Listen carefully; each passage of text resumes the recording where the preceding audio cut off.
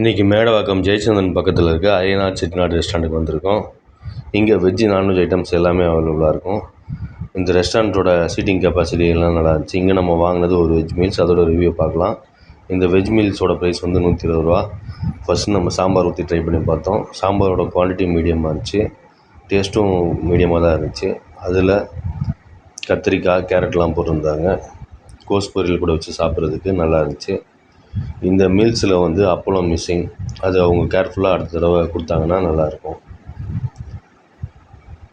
கோஸோட taste வந்து நல்லா இருந்துச்சு. அவங்க கொடுத்த ரைஸோட குவான்டிட்டி தாராளமாக 2 பேர் சாப்பிட்ற அளவுக்கு இருந்துச்சு. ஸோ சாம்பார் நம்ம பார்த்து முடிச்சிட்டோம். அடுத்து நம்ம பார்க்குறது வந்து ரசம். ரசத்தோட டேஸ்ட்டும் மீடியமாக தான் இருந்துச்சு. யூஸ்வலாக ரசம்னா அந்த ஃப்ளேவர்ஸ் எல்லாம் இறங்கியிருக்கணும் நல்லா. இதில் அந்த மாதிரி இறங்கில, கொஞ்சம் ட்ரையாகவும் இருந்துச்சு.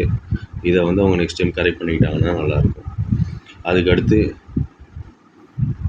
அந்த காரன்றது கொஞ்சம் ஒரு ரசத்தில் தூக்கலாக இருந்தால் நல்லாயிருக்கும். இதில் சுத்தமாக மைல்டாக இருந்துச்சு. ஒரு மீடியம் காரமாக இருந்திருந்தால் சாப்பிட்றதுக்கு நல்லா இருந்திருக்கும்.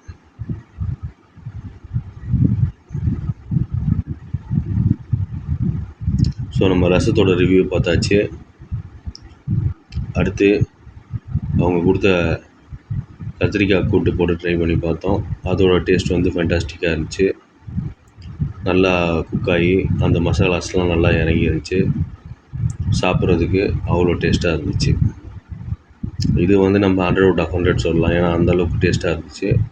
இந்த கோஸ் கூட வச்சு சாப்பிடும் போதும் டேஸ்ட்டு இன்னும் வேறு லெவலில் இருந்துச்சு.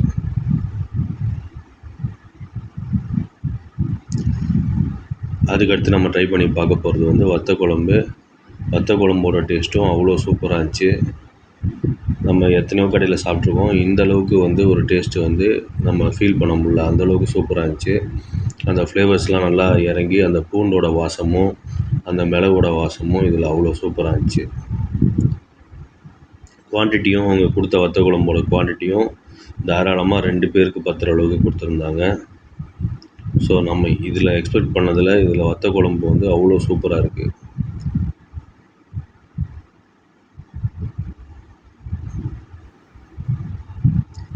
ஸோ நம்ம வத்த குழம்போட ரிவ்யூவை பார்த்துட்டோம். ஃபைனலாக நம்ம பார்க்க போகிறது வந்து மோர்.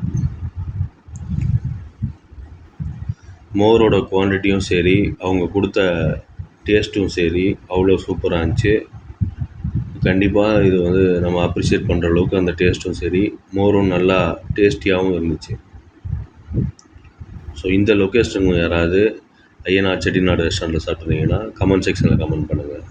வீடியோ உங்களுக்கு பிடிச்சிருந்தா லைக் பண்ணுங்கள், ஷேர் பண்ணுங்கள், சப்ஸ்கிரைப் பண்ணுங்கள். மறக்காமல் பெல் ஐக்கானையும் ப்ரெஸ் பண்ணுங்கள்.